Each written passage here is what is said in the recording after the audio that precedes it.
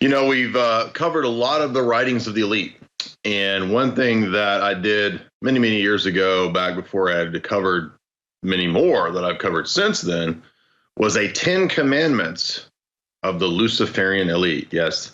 What about the idea that helping us to understand their program through their own weird inverted version of the 10 Commandments? So today's discussion, we're going to kind of walk through dozens of these texts and look at what's the common 10-point program, the evil inverted Luciferian 10 Commandments that the global elite actually have, that they're all united upon. When we look back through 100 years of their writings or so, we find out there is a continuity of agenda, a continuity of plan over those decades, over that century, amongst these texts. And it kind of functions as a 10 points that you can't disagree with. There might be debates amongst the elite at the Bilderberg Group, at the steering committee meetings. There might be discussions and arguments and different little mini factions vying for power and this and that. But for the long-term goal, for the long-term plan, what are the 10 agreement points, the 10 commandments, the dogmas of the elite that you may not question, you may not doubt? And I put together what I think are about 10 key points across dozens of texts that are undisputed. They're in every book, right? Every text discusses these. So we're going to go through these point by point, and I'm going to pull out some of the main texts and show you. But I'm not making this up. It's all there. It's all public and has been for a long time. Well, here we are in the year 2022, and InfoWars is now more important than it's ever been. We are truly in the zeitgeist. I want to thank you all for keeping us on the air. And I want to encourage you to take advantage of a true win-win situation, or a 360 win, as I've called it, at InfoWarsStore.com. Get high-quality supplements that make your body healthier, make you happier, and that defend your body with your immune system against outside attackers. Ladies and gentlemen, multivitamins are the way to go, but so many of them are synthetic. Our multivitamin whole food system is one of the best quality multivitamin systems you're going to find. But regardless of whether you get it from us or somebody else, research that it's a whole food multivitamin and get it for you and your family, especially old folks, children. Everybody needs it, but especially old folks. Also, we have vitamin C and zinc with rose hips. It's also back in stock. It's at 40% off. Both these are available at InfoWarsStore.com, and Brain Force Plus is back in stock as well at 40% off. First global commandment of the elite is, what's one of the dogmas, the creed of the Luciferian elite, not the Nicene creed, the Luciferian elite. Number one is a global government. Yes, for the last 100 years, the global elite have openly advocated for and planned for a global government on models somewhat on the ashes of the British Empire. So the old British imperial model, which was at one point called, I think, Lord Lionel Curtis, one of the global elites. He wrote a book called The Commonwealth of God. The idea here being that this Commonwealth, you have to excuse me, I've had a flu for the last week, so I'm just getting over that. But the idea was that we could have this Commonwealth of God. I don't know what God he's talking about, probably not the God of the Bible, right? Some other kind of God, the Luciferian God. And this Commonwealth would be one which would take the ideas of liberal democracy as a cloak or as a cover. And there's a famous book that discusses this, written by none other than Dr. Carroll Quigley.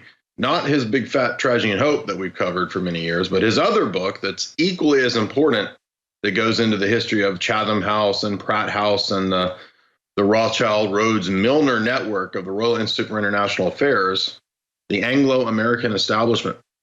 In the Anglo-American Establishment, we have what is kind of the superstructure of how this conspiracy worked 100 years ago. Now, things are a little different nowadays. We're not totally identical to this old British imperial model. It's morphed into the Pax Americana, but this is the network that essentially reintegrated the United States into the Anglo-American establishment to create that Western power bloc, which is right now what is essentially the New World Order. And Quigley gives us a structure that is, at the top you had a Rhodes, Rothschild, Milner elite. And this is called the Society of the Elect. And this was a secret society that Cecil Rhodes had kind of cooked up to be kind of modeled on something like Freemasonry and the Jesuits. Now, I'm not saying that it's a Jesuit and Masonic conspiracy in this sense. This is above that, right? These are people above the pay grade of those people who wanted to use the strategies and techniques and structure of that conspiracy, which is a pyramidal model, for the inner party, outer party structure of their society. And so there were a few people at the top, the society of the elect, some 12, 15, 20 people, and included Lord, the Astors, Lord Curtis, Lord Balfour, a lot of these lords, Earl Grey, Cecil Rhodes, Lord Rothschild, Alfred Milner, William Stead. And then underneath them was an association of helpers. And then underneath them was the outer circle. So you see it was concentric circles. And these concentric circles had need to know compartmentalized information. And Quigley goes into this book discussing how they had basically taken over where they wanted to steer the British Empire, and then by extension, the Anglo-American Empire and establishment. So that's the superstructure. You want to know who the real, quote, Illuminati is, the real specter. That's it right there, publicly in Quigley's book. And of course, Quigley's other book discusses the American branch of this. That's what Tragedy and Hope is about. It's a kind of a large apologetic treatise giving an account for why the CFR, why the Rockefeller power structure in the U.S., which is allied with this British elite power structure in the U.K., how this superstructure wanted to reorganize the world into a global government. It's very clear, very public. No doubt about it. And that's just one key example of who was running the show 100 years ago and what they had planned. And it was to set up a global government. So that's rule number one, 10 commandment number one, thou shalt have no other entities or beliefs or governments or systems or allegiances other than Hail Hydra, Hail Spectre, Hail Spectre. Now, what about other texts that align with this, that show us the same idea? Well, you probably heard me mention before, David Rockefeller wrote a famous, gigantic book called Memoirs. And this is his whole autobiography of all the exploits and things that he did and how he went and did all these things in China when China was a communist country, and how he set up the first Chase Bank in communist China, and blah, blah, blah, blah, blah. And then you've probably heard of this, but there's a famous chapter towards the middle of the book called Proud Internationalist. And Proud Internationalist is the chapter where he says that my whole family, we were always dedicated to setting up a global government. And I'm proud of that. And if people want to call it a conspiracy, I don't really care. It's not a conspiracy because it's open. It's the open conspiracy. And he says that when you look at entities like the Council on Foreign Relations, when you look at entities like the Bilderberg Group, he says these are all part of the network that we set up. Indeed, his family donated the land for the United Nations. And so everything that you're seeing come out of this, these networks, these global trilateral commission style networks, these steering committees, these groups, this is the Eastern Seaboard elites branch of the same thing going on with what Quigley's talking about in the Anglo-American Establishment. And it's all there in those two books. So we can see right away that there's clearly a call for an international global government run by this same power structure. Another text that we covered last time that talks about this was the H.G. Wells text that you heard me doing all my rants about. It was the New World Order, right? In fact, H.G. Wells was a propagandist for this same power structure, right? He was working as a propagandist at the behest of this exact same elite, in this case in the UK branch of this superstructure that I was telling you about. And he was also very open about this. This is not a conspiracy theory. It's the what? Open conspiracy. So when people try to understand geopolitics, to try to understand how the world really works, how are you going to do it if you don't know about this 100+ year plan that is right now being enacted in front of us? If you've not read these books, you wouldn't know that, right? And by the way, people that go and study international relations, they don't read these books. They don't read David Rockefeller's memoirs. They don't read Carroll Quigley. They read whatever they're told to read by their sanitized, compartmentalized professors. So here you have, again, people sort of in the outer sphere. H.G. Wells would be one of the helpers of this elite, right? He's not at the top of the pyramid. He's one of the helpers that would be committed to this number one commandment here, the necessity to bring in a global government. And you'll notice that at this level, the allegiances transcend national boundaries or ideologies. Now, there's some ideologies, that's what we're doing here in the 10 points, but the allegiance here, the ideology here, is nothing parochial, nothing provincial, nothing religious, except ultimately there is a kind of religion here, which we'll see in a little bit. But no, it's number one, you have to be committed to a global government. And so when we come back, we'll look at some more examples. What are the other 9 commandments here at the Alex Jones Show? Don't go anywhere. I'm your guest host, Jay Dyer. Welcome back to the Alex Jones Show. I'm your guest host, Jay Dyer of Jay's Analysis. We're talking about the 10 commandments of the global elite, how to accurately and in a helpful way characterize the overall dogmas, the 10 commandments that if you're a member of this nefarious clique, you cannot question. What you must be in agreement with in the number 2 10 commandment of the elite is global medicine. There needs to be a global medical apparatus by which everybody's biosecurity can be controlled, determined, and even hacked. And you could go back to writings like Julian Huxley of the Huxley family. He wrote The Philosophy of UNESCO. This is the essay that really sets forth the whole attitude of what this body, this cultural wrecking ball of the United Nations, this arm of the elite here, its purpose and its philosophy, he says, is ultimately to kind of recast the bad propaganda light that eugenics got as a result of World War II. Since we can't really use that word anymore, we'll move on to other ideas like biometrics, right? Biosecurity, ultimately, which we just saw in the document that we did on human augmentation last week. Now we're going to have a new approach to recasting eugenics as a kind of technocratic global health situation. So now it's your genome. You're really this virus machine, right? And that's what we've seen in the last couple of years. And that idea really goes back to what Huxley's talking about here in rebranding eugenics into and racial hygiene into a biometrics, biosecurity state. That's also something that one of the global elite wrote in his books a long time ago that we talked about, Friedhof Capra and Turning Point. He had multiple chapters in here discussing about how the medical system would really be the angle through which the global elite would bring this world order in, because it's another way. If you think about, the first global revolution, which is one of these documents that the elite put out from the Club of Rome, talking about pollution, right? We'll invent and use this idea of pollution as the way to steer and change and alter human society's attitudes towards itself.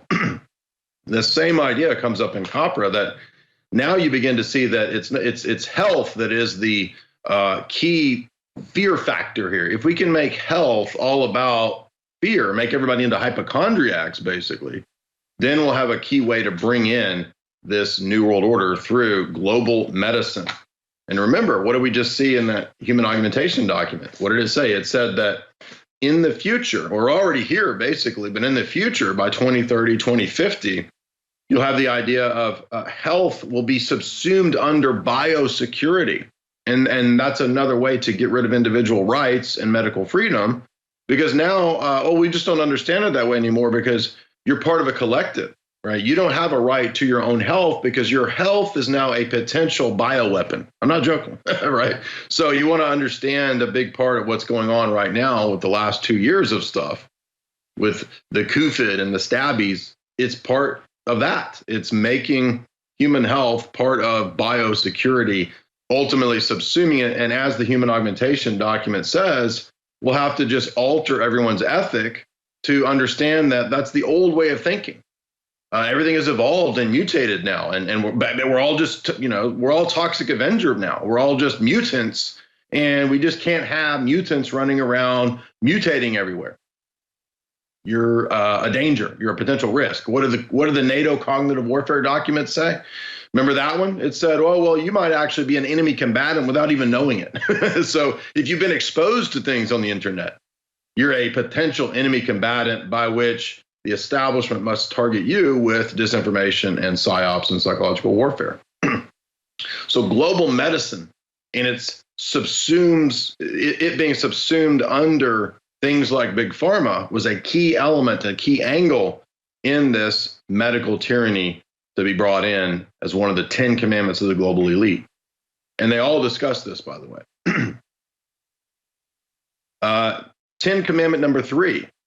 What's one of the key commandments, the dogmas that you cannot question if you want to join this nefarious elite? Key commandment number 3 would be the necessity for a global economy and a global currency and an end to individual enterprise and trade. Now, you may say, well, wait a minute. Why would they want that? Because don't the elite, aren't they neoliberal free market proponents?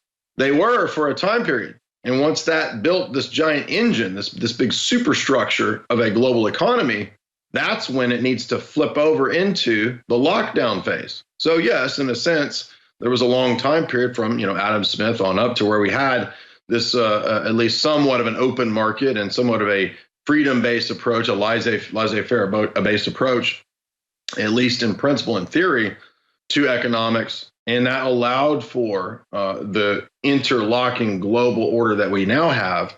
But as H.G. Wells says, and this is something a lot of people have overlooked, they've missed this, and it comes up in one of his other texts that I haven't covered here on Alex's audience yet, but I've covered it on other talks that I've done.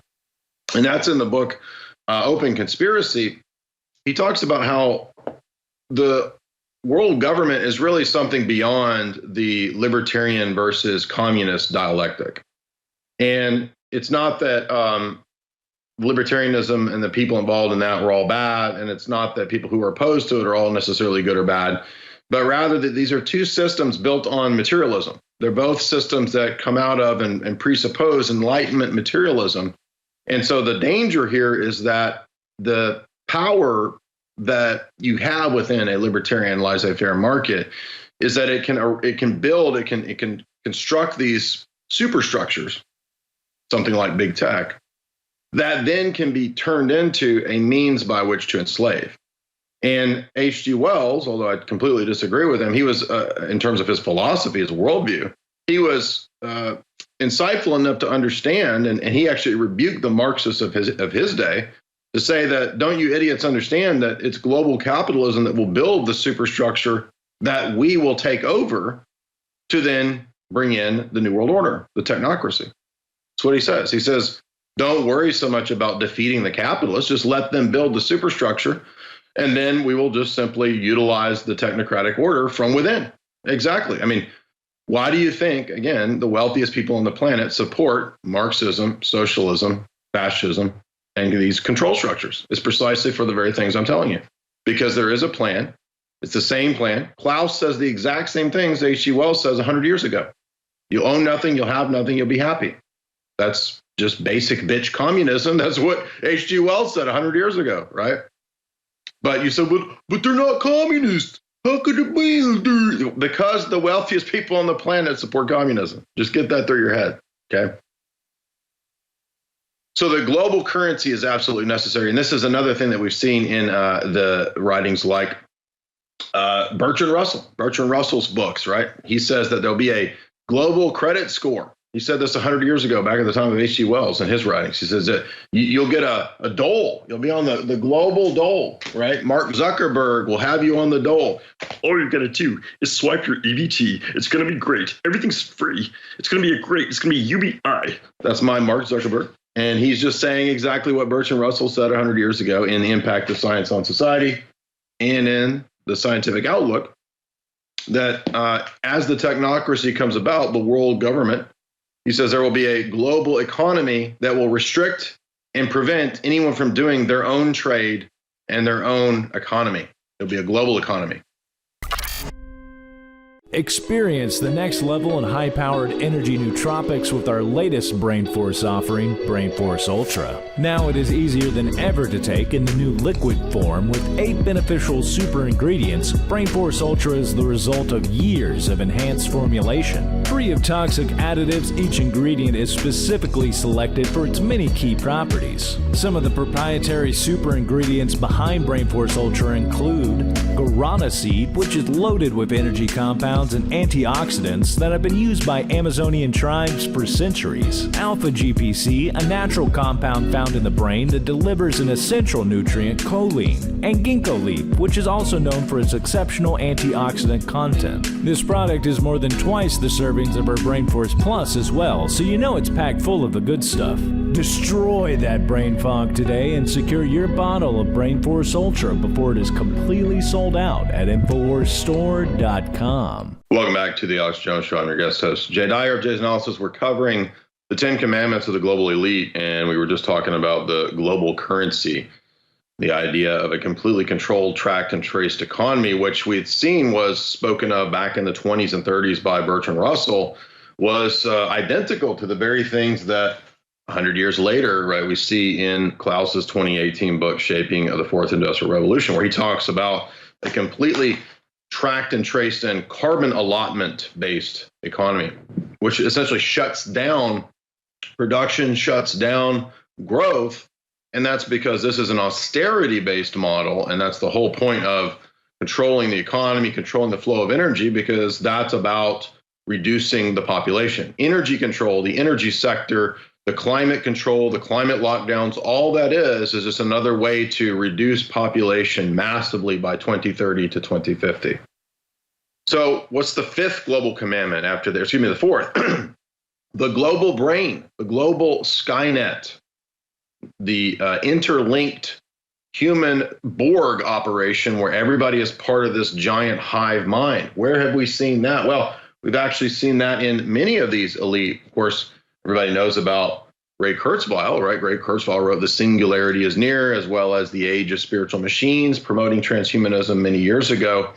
And then, as we've covered here, as Alex has covered for at least 20 years, Why the Future Doesn't Need Us by Bill Joy, who went to one of these meetings of the Silicon Valley elite where they discussed the creation of this post-human global brain order, and that not everybody would be allowed into that future. A lot of people have been gotten rid of. A lot of people got to be deleted.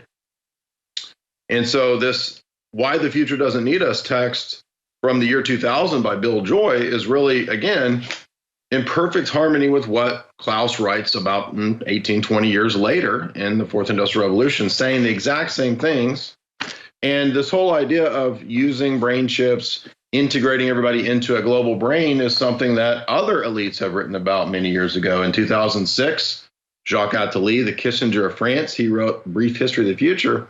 And in this text, Jacques Attali says all of humanity will be integrated into what he calls a golem brain hive mind.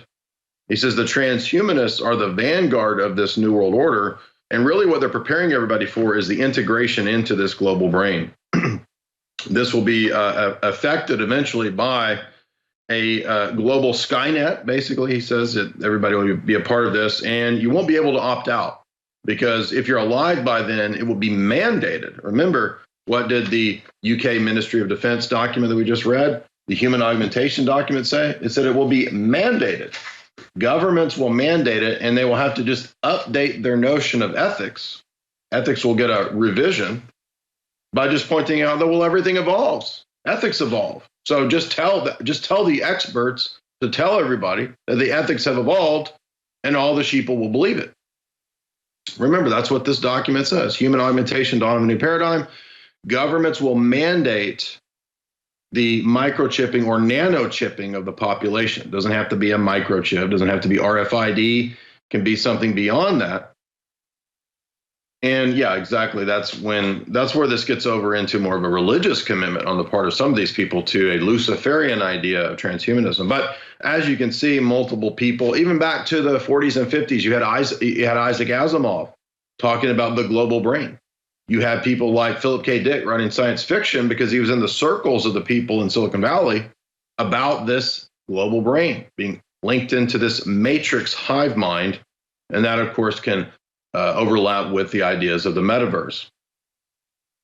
Number 5, what's the next global elite commandment that you must believe in, you must submit to, you must be a part of? Well, in my list, I included the idea of a global religion. part of this superstructure here is not just the rewrite of everybody's biology, but every aspect of human society, the human domain, must be taken over and given a new overlay. And that includes religion. And really what's needed is a religion that's amenable to the elite themselves, something that might in a subtle way promote transhumanism, promote the Depop, promote the stabbies, promote the mRNA experimentation. All of these types of things need to be in a subtle way promoted through the new global religion. And when we go into works that have chronicled these same elite families, we know that one of the families that comes to the fore in this is the Rockefellers themselves. In their authorized biography, there's multiple chapters where the Rockefellers essentially created the ecumenist movement. They put the money, the engine, and the power into ecumenism to turn it into something that could be marshaled into a basically making religion into a form of an NGO. How can we take the world religions and turn them into just basically evangelists for the New World Order? Well, this is how, right? And this is what they did. And many other books have been written about it. I mean, this even comes up in Brzezinski, right? Brzezinski's Between Two Ages. He's got chapters in the beginning where he talks about using Roman Catholicism, using the church, using other religions as well as part of this global superstructure. And unfortunately, during the Cold War, a big part of the co-opting of superstructures like the Roman Catholic religion, as David Wimhoff notes in his book, John Courtney Murray, Time, Life, and the American Proposition, this is where the CIA and the Jesuits have played a key role in co-opting, in large part, the Roman Catholic infrastructure and superstructure to become an engine of Americanism under the guise of fighting the Soviets in the Cold War. Now, again, understand that I'm trying to be nuanced here. That doesn't mean the Soviets are the good guys, but the overemphasis on that, the power play of the Soviet Union is what allowed Reagan, the moral majority, a lot of these faux right-wingers during these Cold Wars to co-opt a lot of the American religious institutions into fighting on the side of the CIA and then becoming basically subservient to their new masters, the CIA. So again, it's not a good guy, bad guy. It's a power structure. It's power dynamics. That's all I'm saying. And so what happens is that you get the co-opting of the religion to turn it into an engine of the state. And that's the problem here, is that it might have seemed good to a lot of people during the Cold War. Well, shouldn't we fight the atheistic Soviet empire? Okay. But then what happens is that now you're under this superstructure that is just as atheistic, just as globalist, and just as committed to its version of a technocratic world order as the Soviets might have been. So the false dialectic of the Cold War was also another way to get the religions onto the side of Western technocracy under the Anglo-American Establishment. And if you want to understand that the collapse of the religions in America in the 20th century, you need to look no further than this. The Rockefellers bought off all the Protestant seminaries and churches.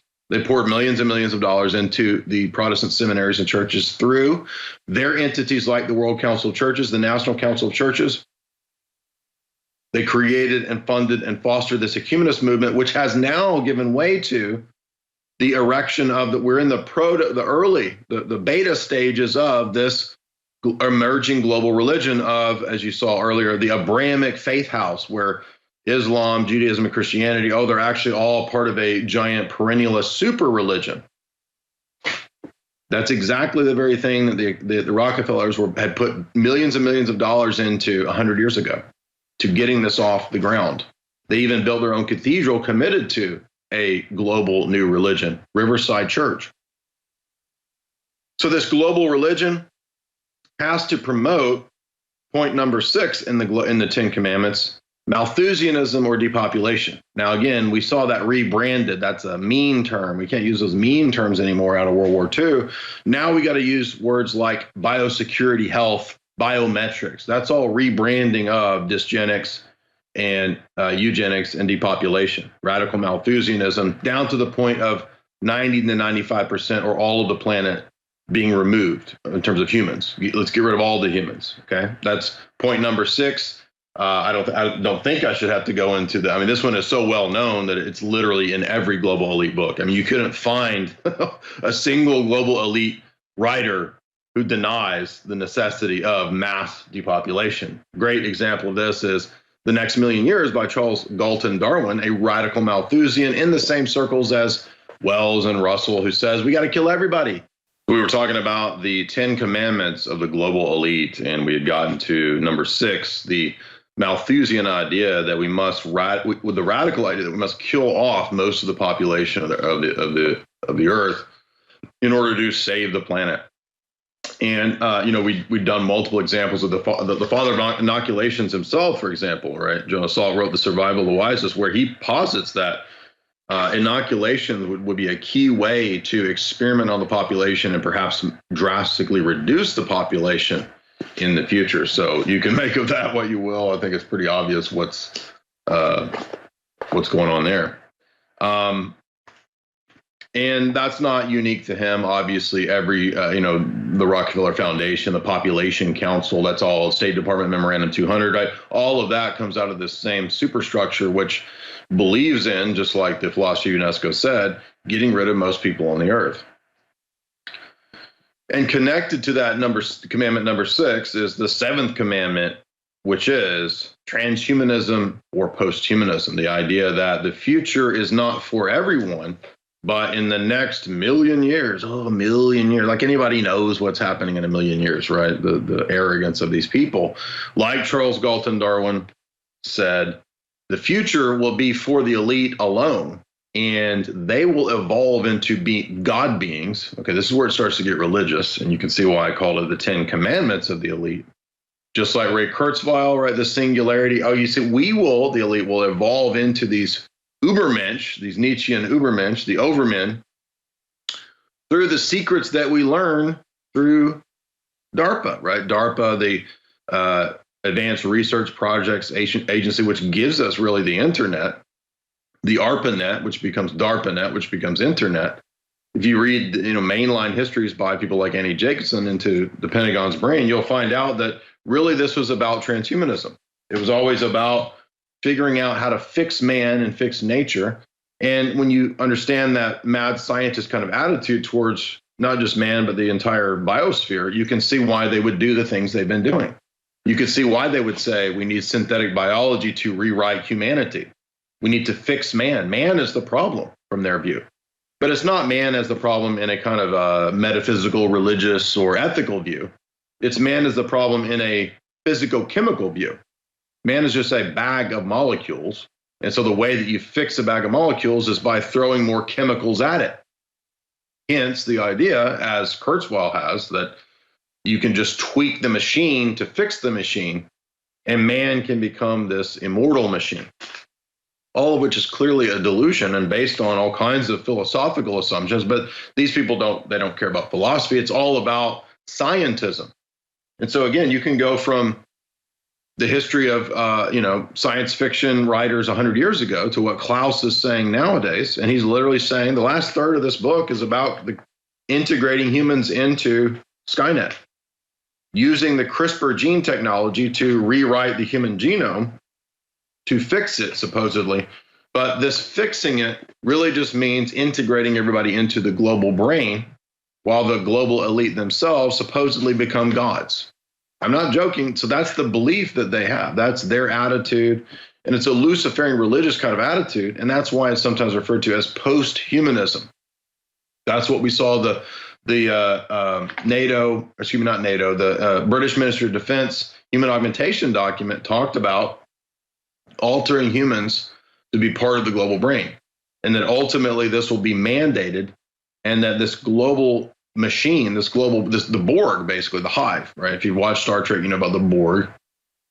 This will be post-human, and the rest of humanity will be gotten rid of. And so it's a synthetic replacement, a silicon-based replacement of human beings and human biology with this new order. And that comes up even decades ago in Brzezinski's books. It's in Jacques Attali. It's in all of these people's writings. Arthur Kessler, Ghost in the Machine as well. And that leads to number 8. One of the key ways that they would get this through would be education. We need global education. Education can't be had by families. You can't have homeschooling. You can't have Christian schools. You can't have any of this kind of stuff. You can't have religious education that isn't subservient to not just the state, but the superstate. And they succeeded in co-opting and basically controlling American education long ago. In fact, the very origins of American public education was all founded by socialists. William James, John Dewey, Horace Mann, all of those guys were avowed, and they actually spoke of public education as a form of of utopian socialism. And their idea was that no longer should education be about teaching individuals to think, to learn, to become critical thinkers on their own. Education would have to be commandeered into a UNESCO-style socializing operation. And this was, again, this is not, the liberals didn't just take over education 20 years ago, 30 years ago. This is 100 years ago. The founders of public education said the purpose of public education is not education. It's not reading, writing, and arithmetic. It is socialization. They all wrote books about it. Mann, Dewey, all of them. The founder of kindergarten said that kindergarten is a Pentecost to bring in a new world order. I'm not joking. And all kindergarten was another way to have the state running and managing your kids from the earliest days. Now, the answer is not, it's not the state, it's the private owned state. This is where the libertarians can't figure this out. When you hear the state, that's the corporate owned state. That's the Rockefeller bought off state many, 100 years ago. So the answer is not just libertarianism, okay? David Rockefeller is a libertarian. He studied under von Hayek. He wrote his thesis under von Hayek.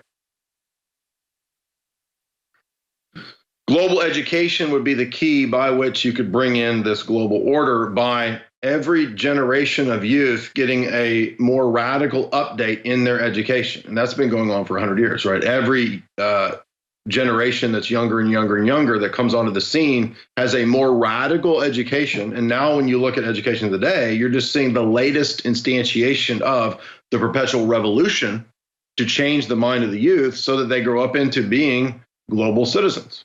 So education was crucial to this plan, and they succeeded in doing that long before even Reagan and, Charlotte Iserbyt's works, okay? I'm not saying that she's wrong, she's right? If you read Charlotte Iserbyt's works about the subversion of the American education system, even back in the 80s, it was way earlier than that. Number 9, the 9th commandment of the global elite: end the family. Every elite writer, every globalist says the family must go. Why? Well, the family instills elements of nature into the child's relationship to society and to structures and to order. So a mother and a father, the mother archetype, the father archetype, instill into the child attitudes and normativity towards their own future and their own biological reproductive potentialities. If you destroy the family, what happens is that you don't get rid of the archetypes of mother and father. The archetypes are replaced by the state, the nanny state, big brother.